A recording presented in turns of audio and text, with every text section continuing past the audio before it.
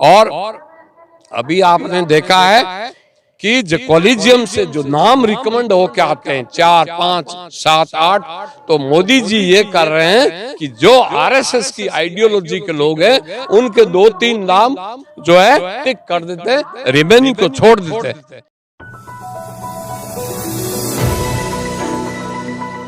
Central government में ये प्रावधान है कि गवर्नमेंट चाहे तो जो है लेटरल एंट्री से जॉइंट सेक्रेटरी तक के पद भर सकती है, लेकिन इससे जो डायरेक्ट आईएएस आईपीएस जो भी सेंट्रल गवर्नमेंट सर्विसेज हैं उनको प्रमोशन में नुकसान होता है। लेकिन ये जो लेटरल एंट्री है इसका प्रावधान जो संविधान में है, और कांग्रेस ने एक दो बार प्रयास भी किया लेकिन इतना ज़्यादा विरोध हुआ कि कांग्रेस सफल नहीं हो पाई और नहीं कर पाई। और पिछले दो समय से 2020 और 2022 में लेटरल एंट्री करी है, और उसमें मोदी जी का ये कहना है कि लेटरल एंट्री से जो टैलेंट होता है गवर्नमेंट ऑफिसेज के साथ साथ में जो प्राइवेट है टेक्नोक्रेट्स हैं और उनको लेने से, लेकिन यह देखने में आया है कि 2020 में जो मोदी जी ने लेटरल एंट्री करी थी डिप्टी डायरेक्टर और जॉइंट सेक्रेटरी की, और लेकिन उस समय यूपीएससी से ये यूपीएससी ने एग्जाम कंडक्ट किया और यूपीएससी के थ्रू लिया, तो ये जो बाहर के लोग हैं प्राइवेट इंस्टीट्यूट्स के लोग, विशेष रूप से जो ये हमारे कॉरपोरेट्स के लोग, वो लिखित परीक्षा ही पास नहीं कर पाए थे। तो ये जो और मोदी जी का जो कहना था कि ये जो टैलेंट है वो आएगा, और इस तरह से टैलेंट नहीं आया। सेकंड टाइम में इन्होंने अभी 2022 में लेटरल एंट्री करी, तो मोदी जी ने कहा कि मैं यूपीएससी के थ्रू नहीं लूँगा, मैं ये खुद अपना जो पीएमओ है वो इसके रिक्रूटमेंट करेगा। कारण ये है कि इनके जो कॉरपोरेट्स के लोग हैं वो यूपीएससी का एक प्रोसीजर है, उसमें पहले लिखित परीक्षा कराते हैं और उसके बाद इंटरव्यू कंडक्ट करते हैं, क्योंकि स्क्रीनिंग टेस्ट करते हैं।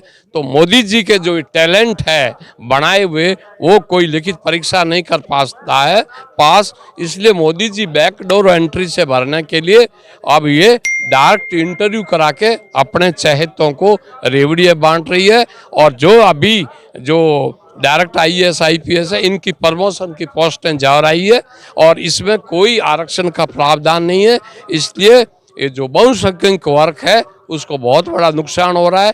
और मेन रूप से जॉइंट सेक्रेटरी लेवल पर ही पॉलिसी बनती है, फाइल तैयार होती है, ताकि मोदी जी अपने चाहते लोगों को ला करके और देश में ये जो प्राइवेटाइजेशन है इसको बहुत गति देना चाहते हैं, जो कि आम आदमियों के लिए राष्ट्र में बहुत बड़ा नुकसान है। तो SC ST OBC में कुछ तो कमियां होंगी जिस वजह से इनकी भर्तियां नहीं हो रही हैं, बड़े पदों पे नहीं जा पा रहे हो। नहीं, बड़े पदों पे जा रहे हैं। ये जो प्रमोशन की पोस्टें हैं ये प्रमोशन की पोस्टें भर रहे हैं, आधा 50% डायरेक्ट। तो इसमें बहुसंख्यकों में कोई कमी है कुछ भी नहीं। यदि कमी होती तो यूपीएससी का एग्जाम वो कैसे रिटर्न क्वालिफाई कर रहे हैं और यूपीएससी में इंटरव्यू से कैसे आ रहे हैं। और अभी तो फिर सिलेक्शन होने से ST SC OBC अब जो ओपन सीट है उसमें भी आने लगे। बात वो नहीं है, क्योंकि मोदी जी क्यों नहीं करा रहे यूपीएससी में, जबकि पिछले 8 साल से मोदी जी सत्ता में है, तो इन्होंने चेयरमैन बनाए हैं, इन्होंने मेंबर बनाए यूपीएससी के, फिर भी यूपीएससी पर विश्वास नहीं है। क्यों विश्वास नहीं है? क्योंकि लिखित में ये लोग आ नहीं पा रहे, जो लिखित में आएंगे वही तो इंटरव्यू देंगे। इसलिए ST SC OBC को ही रोकने के लिए इस लेटर एंट्री को प्रमोट किया जा रहा है। लेटर एंट्री के साथ अहम विषय और एक जुड़ता है जो कि है कॉलेजियम सिस्टम, जिसमें हमें देखने को मिलता है कुछ चुनिंदा परिवार के लोग इसमें शामिल हैं। तो इस बारे में क्या कहना चाहेंगे आप?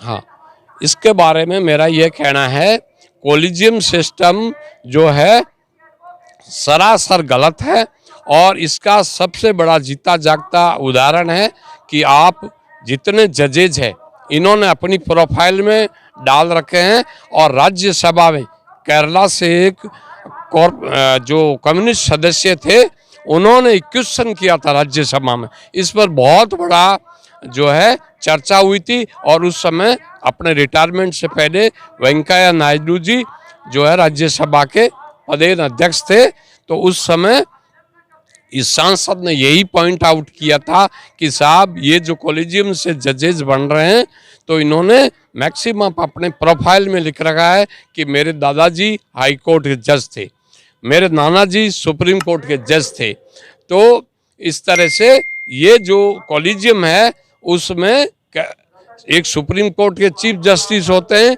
4 सीनियर वरिष्ठ जजेस मिलके 5 लोग जो है नाम रिकमेंड करते हैं जाने माने लोगों का दिखावे के लिए, लेकिन एक्चुअली ज़्यादातर ऐसे ही होते हैं जो इनके रिश्तेदार होते हैं। हर आदमी दो 3 नाम अपने रिश्तेदारों को डाल लेते हैं और इससे जो है केवल जो है अपर कास्ट के लोग ही जजेस बन रहे हैं। अभी जो सुप्रीम कोर्ट में जजेस है उसमें से 79% जजेस अपर कास्ट के ही हैं और ये कॉलेजियम सिस्टम से भरे गए हैं। और इसी कॉलेजियम सिस्टम के कमी के कारण ये जो हमारे गोगोई साहब जो चीफ जस्टिस बने थे उनसे पहले जो दीपक मिश्रा थे वो चीफ जस्टिस थे, तो उस समय 4 जजों ने जिसमें गोगोई साहब थे उन्होंने भी विरोध किया था कि हमारे साथ अन्याय हो रहे हैं। ये यदि कॉलेजियम से जजेस बनेंगे हाई कोर्ट और सुप्रीम कोर्ट से तो इसी तरह से जो मेरिट्स है वो प्रभावित होती रहेगी। इसलिए इन जजेस के चयन के लिए जैसे जो हमारे आईएएस एग्जाम्स है उसी तरह नेशनल जुडिशियल सर्विसेज होनी चाहिए। और ये सेंट्रल गवर्नमेंट जो अभी प्रयास कर रही है कि सेंट्रल गवर्नमेंट का भी आदमी होने चाहिए, ये नहीं होना चाहिए, नहीं तो गवर्नमेंट अपने लोगों को और डाल देगी। प्योरली यूपीएससी के थ्रू ही लेना चाहिए। और अभी आपने देखा है कि जो कॉलेजियम से जो नाम रिकमेंड होके आते हैं 4, 5, 7, 8, तो मोदी जी ये कर रहे हैं कि जो आरएसएस की आइडियोलॉजी के लोग हैं उनके 2-3 नाम जो है टिक कर देते हैं, रिमेनिंग को छोड़ देते हैं। अभी रिसेंटली हमारे जो है बॉम्बे हाई कोर्ट के अंदर एक जज थे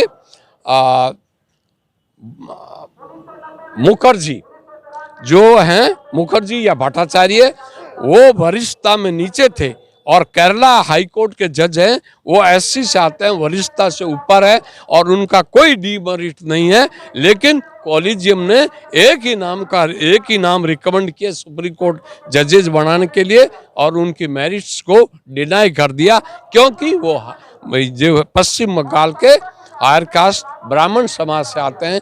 तो ये कॉलेजियम सिस्टम रहेगा तब तो यही होगा। ये जेम्स फोर्ड ने खुद बोला है, जो लॉर्ड थे, कि जो ये ब्राह्मण जाति के लोग हैं इनको न्यायिक सर्विसेज में नहीं रखना चाहिए, इनमें न्यायिक चरित्र नहीं होता है। ये मेरे कथन नहीं है, उस लॉर्ड के कथन है, क्योंकि ये अपने जाति से और हायर वर्ग से ऊपर सोचते ही नहीं है। इसलिए आज हमारी न्याय सुप्रीम कोर्ट के जजेज हैं और न्यायपालिका है उसका बुरा हाल है। आप देख लीजिए, जो मंडल कमीशन की रिपोर्ट नौकरी की लागू करी थी उस समय भी जो है सुप्रीम कोर्ट में लोग रिट करी थी, साहनी केस हुआ था, तो उसमें 2-3 साल तक निर्णय नहीं आया, लेकिन स्टे तुरंत लगा दिया। तो जो ओबीसी के लोग थे वो 3 साल अपनी नौकरी से वंचित हो गए और वो जो आरक्षण का फायदा नहीं मिला, लोग ओवरेज हुए। आज भी ईडब्ल्यूएस सरासर गलत है, लेकिन इन्होंने कोई स्टे नहीं दिया और 3 साल तक भर्ती करते रहे। और जब इनकी फेवरेबल बेंच आई यूयू ललित की, जो पहले जो हमारे जो शाह गृह मंत्री है उनका केस भी लड़ चुके हैं और ये बाद में सुप्रीम कोर्ट के जज बने।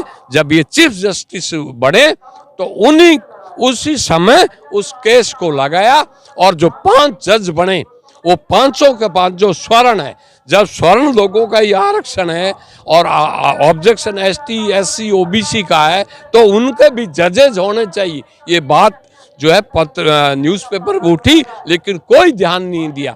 तो ये जो हायर कास्ट के जज है अपनी मोनोपोली कर रहे हैं और न्यायपालिका को अपनी तरह से ढकेल रहे हैं, और उसका देश को बहुत खामियाजा भरना पड़ेगा। और इन वर्गों के प्रति दबे कुचलों में बहुत आक्रोश बढ़ रहा है। इसलिए सरकार को जितना जल्दी हो सके जो प्रावधान है नेशनल न्यायिक कमीशन का, उसके थ्रू जजेस बढ़ाए जाने चाहिए।